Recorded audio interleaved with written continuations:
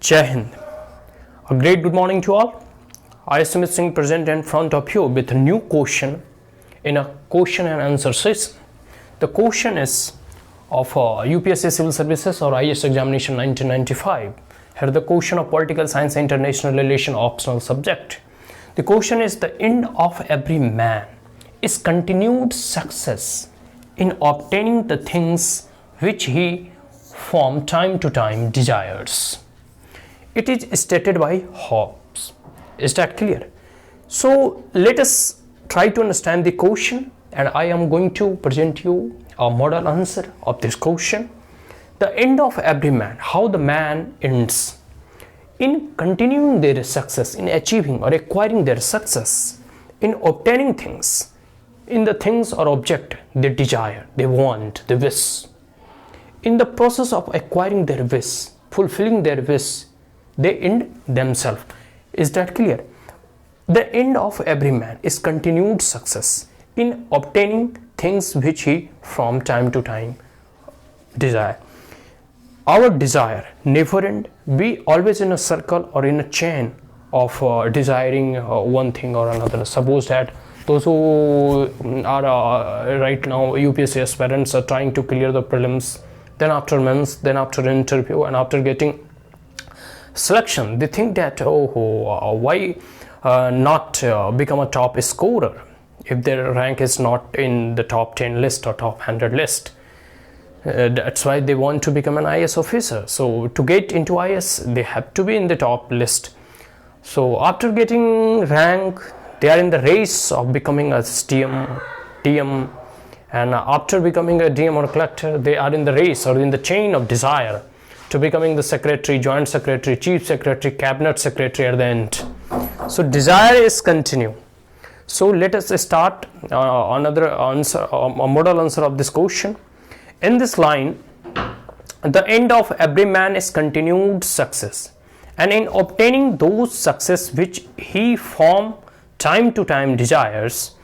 Let us start an answer. In this line, Hobbes tried to say that individuals constantly in motion to satisfy their desires, continual success in the attainment and fulfillment of their desires was called felicity, a condition of movement and no rest. Appetites were insatiable, for the satisfaction of some gave rise to others. Satisfaction therefore was a temporary feeling for individuals whereof their recurrence of desire.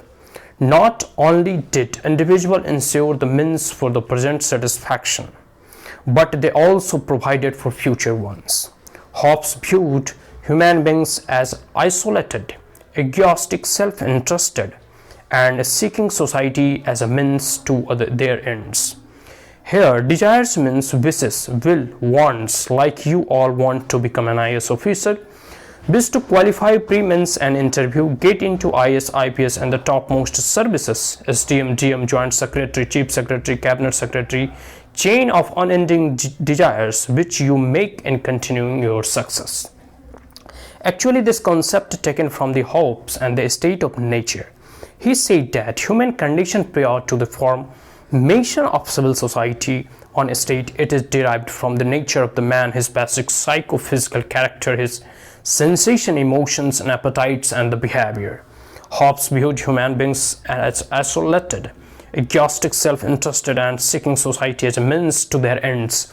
Individual were creates of desires, seeking pleasures and avoiding pains. Human will in Hobbes' philosophy did not employ anything spiritual or transcendental, but was related to the natural needs of the body. He maintained a long list of the passions, but the special emphasis was on fear, in particular the fear of the death, and on the universal and perfectly justified quest for the power. In contrast to classical philosophers, Hobbes did not assign any positive or higher aim to life. There is no summon woman greatest goods as in the spoken of in the book of the old moral philosophers. Since individuals would like to do their own things pursue their own desires, there was no ultimate human good as a criterion of ethical judgment. One could accept in life at most only fallacy, which was continual prosperity, for there is no such things as perpetual tranquility of mind while we live here, because life itself is but a motion and can never be without desire, not without fear, and not then without sense. Hobbes contended that life was nothing but a perpetual and a relentless desire and pursuit of power.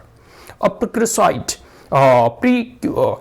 for felicity powers was sought, for it represented a means of acquiring those things that made life worthwhile and contented, called felicity. The predominant passion of desires and aversions are the root cause of conflict in the state of nature, accordingly to Hobbes. Everybody is moved by the nature impulses of the self-preservations to desire, and passes the object that the conducive to his existence, since the goods or the object of desire are limited and the main are roughly equal in strength. When the physical power of some is offset by the mental superiority or cunningness of others, there is the mental superiority or the cunningness of others. There is consequently awkward or ruthless competition and conflict of interest among the individual, in which no one is eventually victorious. Competition for the good of life becomes a struggle for power, because without power one cannot retain what one has acquired. But it is the very nature of the power that it must be continually augmented to save it from the dissipations. One cannot retain power without acquiring more power. Thus, in turns out to be a struggle for the power after power, which ceaseth only in death. Sense of insecurity, fear, vain glory, and pride aggravate these tragic conditions. Hobbes says that in the state of nature we find three principal causes of quarrels: competition, second differences, glory. The first maketh man invade for the gain, the second for the safety, and the third for the reputation. And the crux of the matter is consistently put in the following words. Leviathan's input I put for a general inclination of all mankind, a perpetual and restless desires of power after power that ceaseth only in death. And the cause of this is not always that a man hopes for a more intensive delight that he has already attended to, or that he cannot be content with a more moderate power, but because he cannot assure the powers and means to live by which he hath present without the acquisition of more. It appears that what is central to Hobbes' psychology is not hedonisms, but a search for power and the glory, riches, and honors. Power is, of course, the central features of Hobbes' systems of ideas. With an example of desire's more power, how an individual ends their life, war and conflict.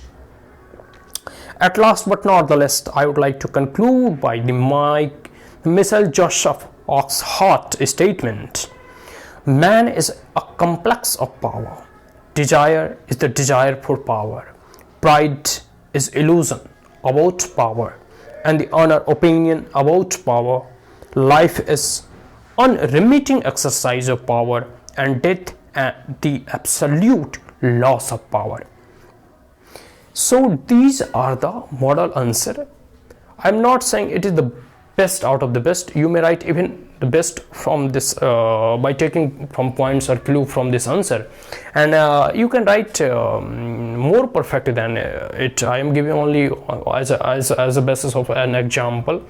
And what do you mean by the end of every man's is continued success in obtaining things which he from time to time desires? If there were any points, if there were any model answer which you would like to post, you may post in the comment box.